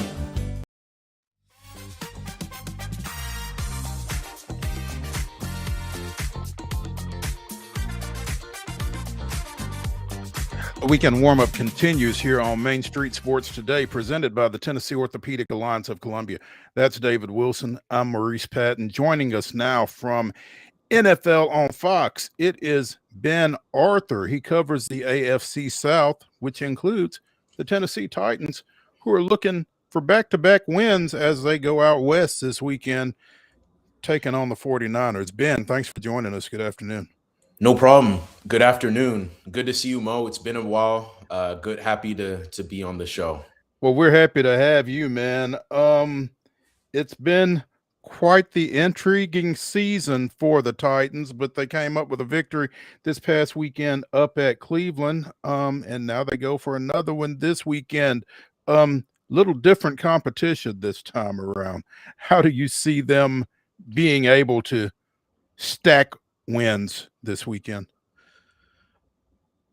How do I see them stacking wins? I think for the Titans, I mean, you have nothing to lose, right? Like at this point in the year, and this is a team in the Niners who have a chance to be the number one seed in the NFC, right? And so I think there's a lot working against them. I think there are some opportunities just offensively for the Titans for them to attack the Niners. They are 8th in scoring defense, but they do give up a lot of yards. And I think everyone knows the key guys that they've lost for the year, and Fred Warner and Nick Bosa, and there are a couple guys on offense, Brandon Ayuk. I think there's going to be an opportunity for them. It would be nice to see another strong performance from Tony Pollard, right? Had a career game against Cleveland last week. They're able to neutralize Myles Garrett. I think if you can win that battle up front for Cam and give him a chance, because like I said, I do think there are going to be opportunities for him to attack this Niners secondary. I mean, the Niners do bend a little bit. And so I think taking advantage of those opportunities as they show up is going to be important. But I would like to see Tony Pollard have another strong game. And seeing if you can just put together a full game, right? Like it's almost like the Titans kind of were breathing a sigh of relief at the end of that game in Cleveland, right? It seemed like they had that game in control towards the end, and then, some things happened and it became probably more interesting than they would have liked. So if they can put together a full game, it's not going to be easy, right? Against the Niners, a team of that caliber, being on the road, being on the West Coast, a lot of things that are different for them. But I think if you do those things, you give yourself the best chance possible, right? Again, like with where the Titans are at in their season, you just want to see something to like smile about if you're them, right? In terms of the effort, in terms of more of the young guys continuing to take the next step or show promise or rise to the occasion and stuff like that. So I think if you're Tennessee, those are some of the things you're looking for. Obviously there was a lot of talk about Cam and Shadur heading into that ball game this past weekend, and Shadur put up some fantastic numbers. I don't think enough has been said in terms of who he was putting those numbers up against, but he put up some fantastic numbers. But, what are you seeing out of Cam from week to week? I mean, are you seeing constant, it's not the improvement is never a straight line, I don't guess, but are you seeing for the most part him trending in the right direction?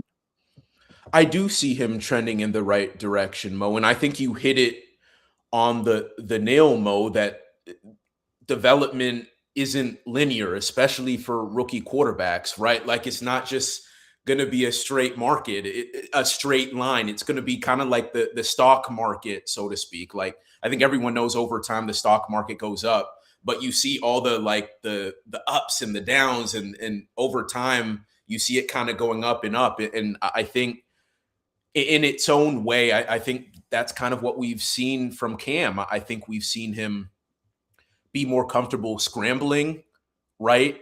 In terms of not just trying to wait for an eternity for something to develop and something not develop, and then he takes a sack for a loss of 12 yards, which happened a lot at the beginning of the year. I think we've seen him scramble a little bit more. I think we've seen him make quicker decisions a little bit more. I mean, we've still seen some inaccuracies here and there, missed throws. I mean, those things are still there. But I think in terms of processing the game and ball security, that's another one. That's another area where I think he's improved a lot too. Those are some of the areas where I've seen Cam take steps forward. So I think if you're the Titans, you have to be encouraged about that, despite everything that's kind of gone wrong, and maybe he hasn't lit the world on fire, but that doesn't always happen with rookie quarterbacks, right? I think seeing what like Jaden Daniels did last year and what Stroud did the year before, it kind of put people's expectations way out of whack in terms of actually normal, even for guys who turn out to be really, really good in time. A lot of times in the beginning, it doesn't look that good, but you want to see little things that are getting better on a week to week, on a bi-weekly basis. And I think for the most part, we've seen that with Cam. Ben, I have two questions for you here. I'll start off with this. We've talked much of this season about the Titans' offensive line and how it's been unable to protect Cam Ward, where they were absolutely phenomenal last week against a really good Cleveland Browns defense, particularly Myles Garrett. The challenge is going to be ramped up once again this week. Obviously, Robert Saleh, the former head coach for the Jets, leads that San Francisco defense, and he likes to bring different looks and pressures.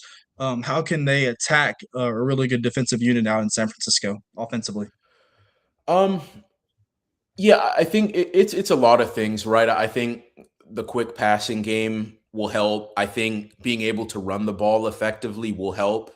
Like I was talking about earlier, building off of what you were able to do in Cleveland, right? Like that's a big reason why. I mean, they not to take away from what the Titans were able to do in pass pro in terms of like erasing Myles Garrett, but when you're able to run the ball so well and not need to depend on Cam dropping back all the time, that goes a long way to helping whatever Robert Saleh throws at you. So I think of those two things. And yeah, obviously it would be nice to see all those guys that they have questionable to play, right? Like I think Dan Moore, Zeitler, Cushenberry, they're all questionable.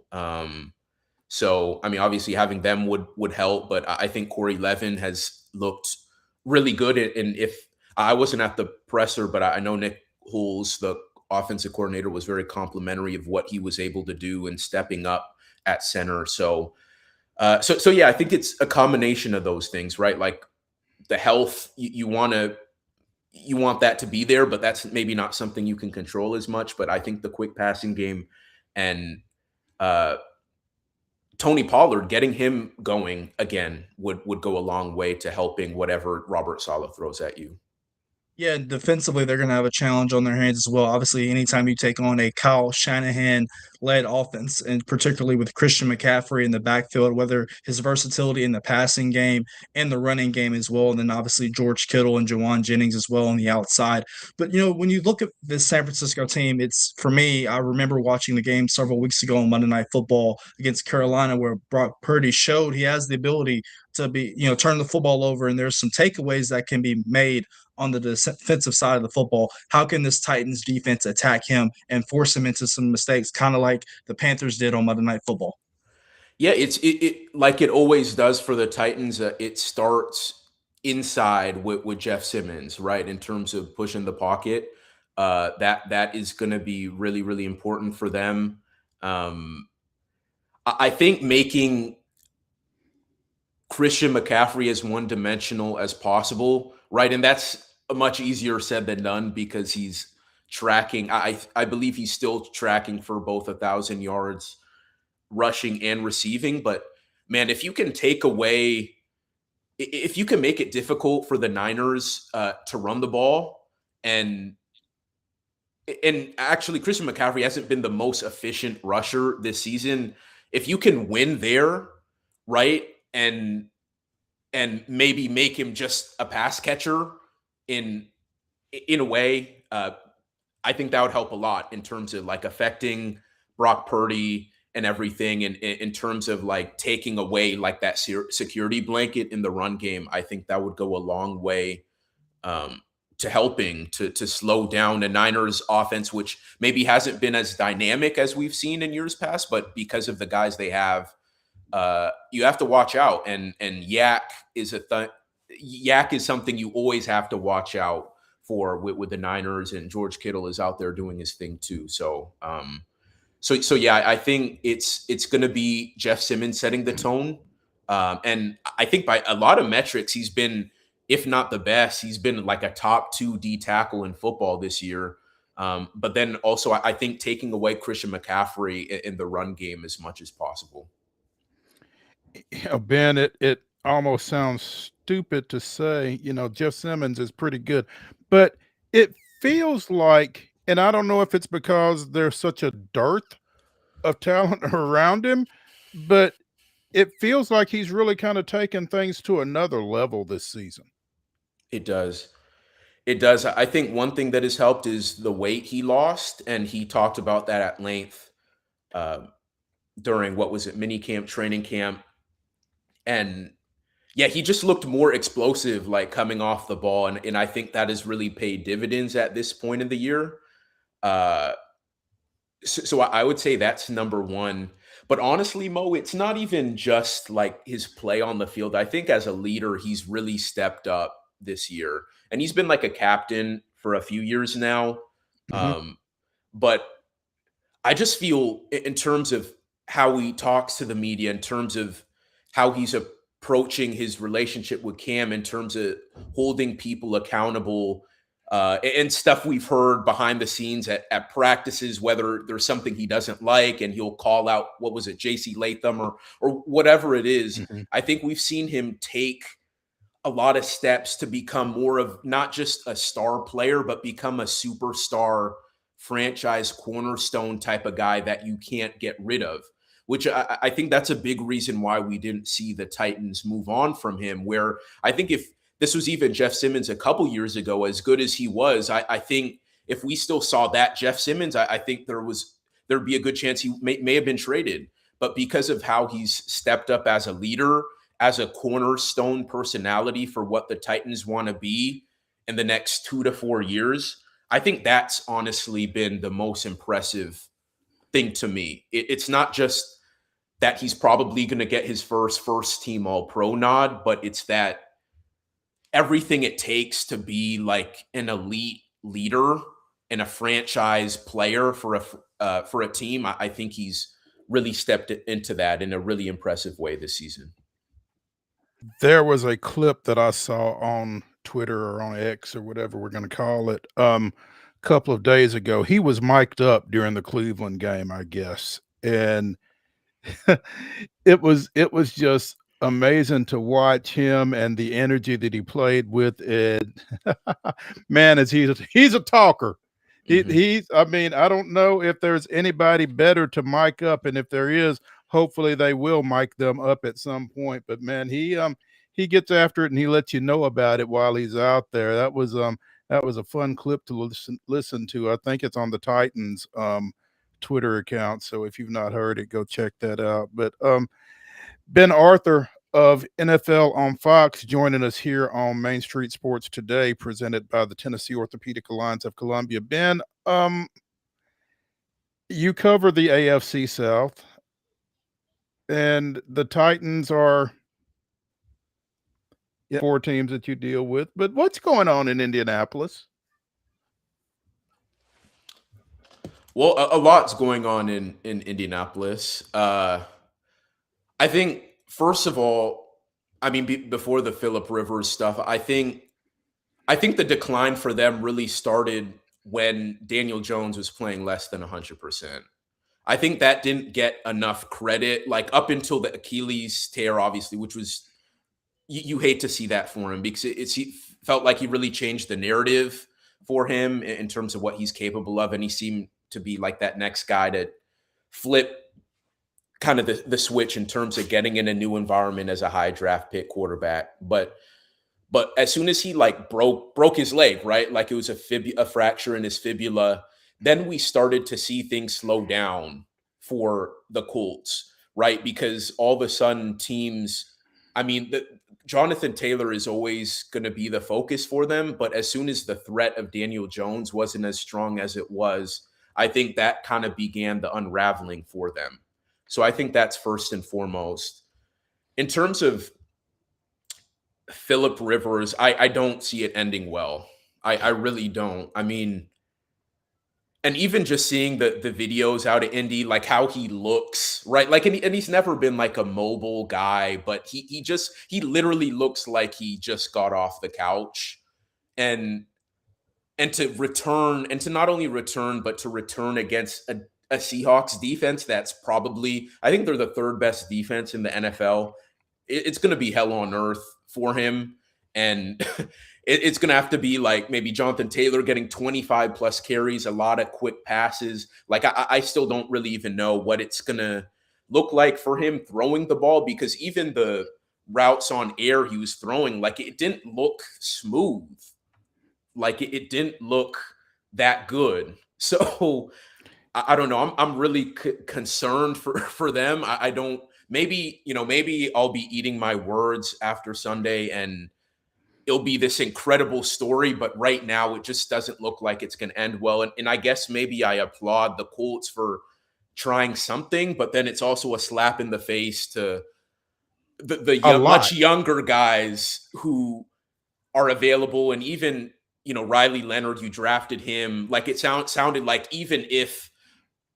And it sounds like Riley Leonard is actually healthy coming out of their game against Jacksonville last week.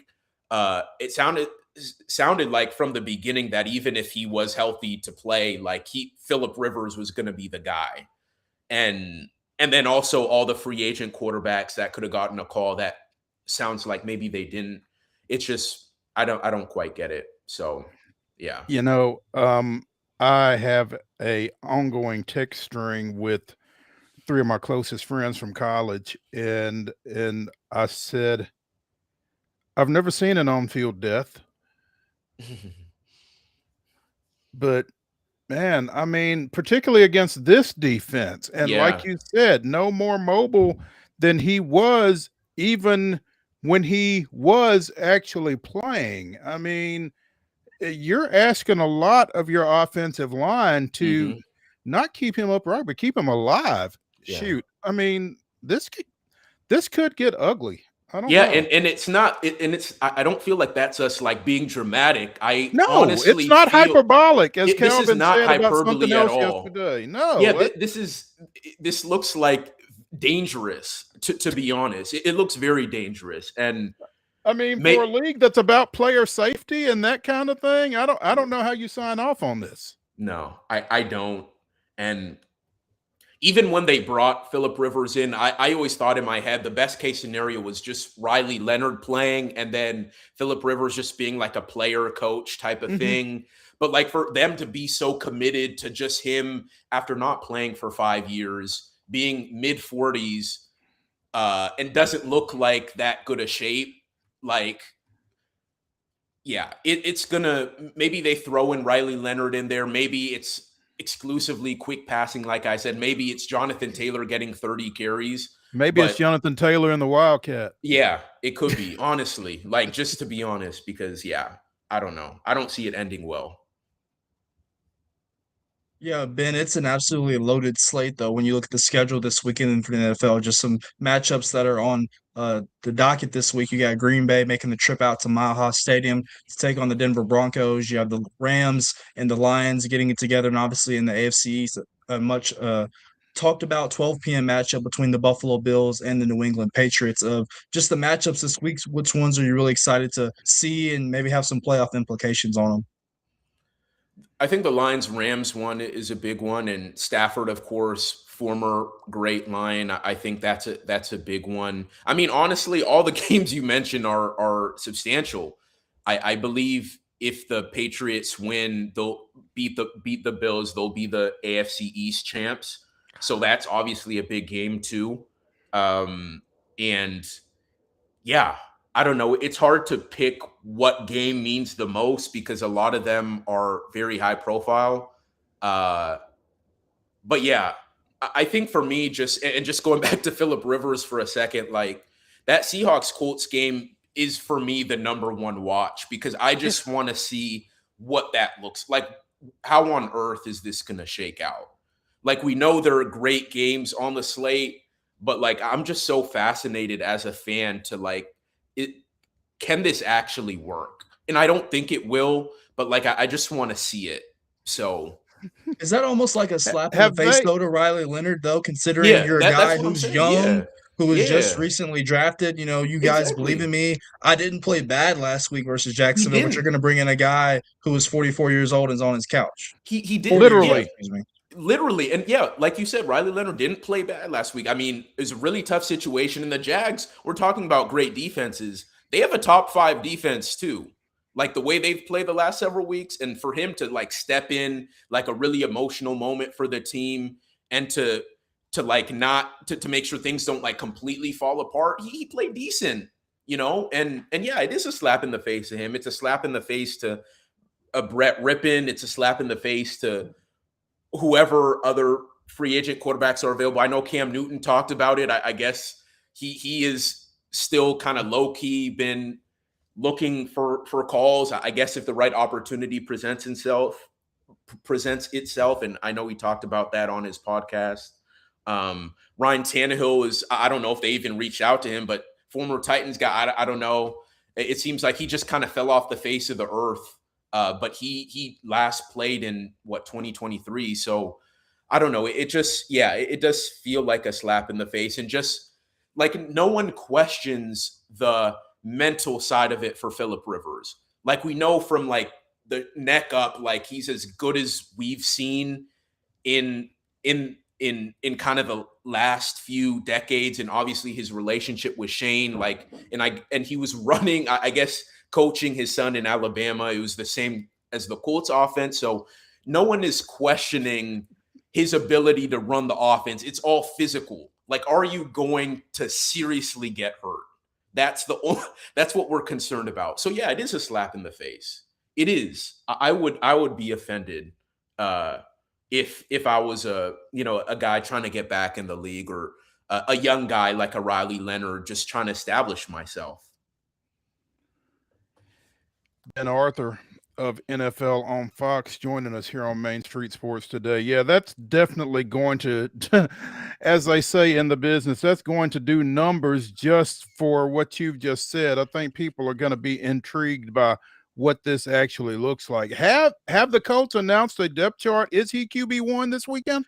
They haven't officially said, and I guess that's to be expected, right? Like they're not going to outright say it, but all indications point to that, right? Like, so yeah. And also, like, if you're Phillip Rivers, like, why would you come back if you're not if you just going to start, right? Like, like you have a comfortable life in Alabama, you have 10 kids to worry about. You're a grandpa to like, you're living the good life, and to just try to help a team like save their playoff hopes, and just to kind of ride the like, it doesn't, I don't think he would come back if it wasn't to start. So that makes I don't know if it's true or not, but I think I heard that his oldest daughter is older than Riley Leonard. Oh my God. Now his teammate. That's nuts. Yeah. And I know he's like 21 years older than their center too, Tanner. Yeah. So it's nuts. It's so ridiculous all the way around. The fact that we are even having this conversation is nuts. But yeah, for all of these reasons and more, I hope we're getting Colts Seahawks. I'm at least the Titans are in the late window, so if this is early, we should get that, I would think. Real quick before we let you go, thoughts on Atlanta Tampa Bay last night? To be honest, I fell asleep, so I woke up to my timeline being as flooded as it was. Yeah, the Bucks, they've fallen apart, right? Like, and seeing Todd Bowles, the way he reacted post game to, I mean, it's been a really rough season for Tampa, and I think we see this a lot at this time of the year, right? With teams like the Falcons who have nothing to lose. Their coach probably may get fired. Their GM probably may get fired too. You have nothing to lose, right? And a team like the Bucks, they have everything to lose. And we see things like this, especially in division matchups where this just happens, right? And the Bucks fell apart at the end. I don't know how else to put it. Like yeah. I mean, it was bad. It's been a rough season for Tampa, though. I mean, I know they've had a lot of injuries this season. I haven't followed them as closely as some of the other teams, but between Baker Mayfield, the issues he's had, Emeka Egbuka, Mike Evans just came back, Tristan Wirfs has dealt with stuff, and then that doesn't even get to their defense, which has in many ways been decimated by injuries. So, it's been a really rough year, and that game last night seemed to just punctuate everything that's gone wrong for them. So, without question. Ben Arthur of NFL on Fox joining us here on Main Street Sports today. Ben, we appreciate it, and great catching up with you as always. Look forward to seeing you soon. Sounds good. Thank you, guys. Appreciate it. Let's take our final break here on the weekend warm-up edition of Main Street Sports today. We will come back, and it's the Wonder Slate as we give you our weekend winners in college football. Stick around.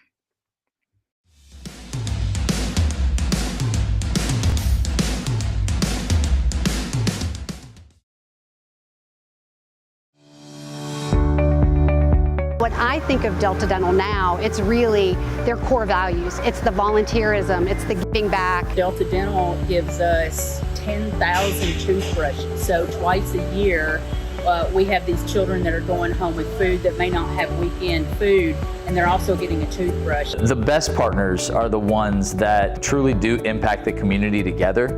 And I don't think there's a better example of that than our partnership with Delta Dental. Being in Tennessee, we wanted to try to keep it as local as possible, so we have an entire section of our menu that is just dedicated to local whiskeys like Uncle Nearest, Jack Daniels, of course, George Dickel, Nelson Brothers, Greenbrier whiskey, and all of our taps are all local. From 2 o'clock until midnight, we've got food every day for you guys. A good handful of appetizers, some entrees, and a couple salads and things like that. My name is Ethan Kanata. Please come down and see us at the Pick Lobby Bar here at the Omni in Nashville.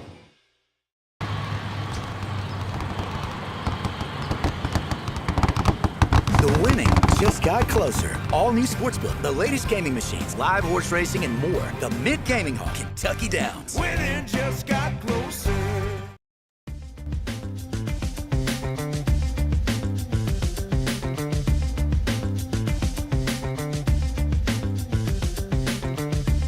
It's the final segment of the weekend warm-up here on Main Street Sports today, presented by the Tennessee Orthopedic Alliance of Columbia. That's David Wilson. I'm Maurice Patton. It is time for the Wonder Slate as we give you our 10 weekend winners in college football, and we will include Mr. Neely on this as well, even though he's not with us. He was kind enough to forward his picks as we go through, again, the Wonder Slate. Oh, look at producer Mark showing off the graphic skills over here. He's got Wade's picks on the screen. Man, I'm going to say this, Mo, really quickly. I've only participated in this once, and I was very subpar. 4-6. from yours truly the week I filled in. I was better than you though that week, so that is my claim to fame. Hey, But Calvin bested me the one week that he was on as well, so I have some get back to get. well, I'm just going to tell you that if you feel like being better than me is an accomplishment, then okay. All right, that's fantastic. Let's get started with the FCS quarterfinals. These games, well, there is a game tonight. It's the lone quarterfinal matchup. These winners, by the way, will be stepping one step closer to the FCA championship game that will be taking place in early January at Vanderbilt's First Bank Stadium. So you might want to tune in to ESPN and take a look at some of these teams, because you might be seeing some of them here in Nashville in about 3 weeks. And by the way, all of our lines are provided by Circa Sportsbook. You can get to that at the Mint up in Kentucky. Be sure and check that out. Let's start with tonight's game. Stephen F. Austin goes out to Montana State. Montana State, the Bobcats are a 14.5-point favorite. That game kicks off at 8 o'clock tonight on ESPN. Wade is taking the hosts in this one. David, what you got? You know, obviously this is FCS football. I'm not the biggest knower and knowledge of FCS football. I know that 14.5 points in the quarterfinal round, that is a lot of points to cover. So with that being said, I'm going to go against Mr. Neely and take Stephen F. Austin to cover but not win. I think Montana State wins the game. Stephen F. Austin covers, and particularly I think Montana State, they only won by single digits last week in the second round. So I feel good about Stephen F. Austin getting below the 14.5. You know, I tend to agree with you. 14.5 is a lot, even if you're at home. I'm not a big FCS ball knower either. I'm really that 14.5 really does kind of bug me. I'm going to follow you. I'm going to go with Stephen F. to cover, but I think Montana State gets the win. Saturday, 11 o'clock, ESPN. You've got Villanova going down to Texas, taking on Tarleton State. The Texans are a 12-point favorite in that matchup. Yeah, I've read a little bit about Tarleton State. Obviously, they had an overtime affair a couple weeks ago with Austin Peay. Tarleton State only lost one game on the season. I'm going to go against my logic, though. I feel like the 14.5 is much different than 12. 14.5, you have to win by more than 2 scores, right? 12, I can get the 2 touchdowns. So I will take Tarleton State to cover versus Villanova and win by at least 13 points or 2 touchdowns. You are taking Tarleton State.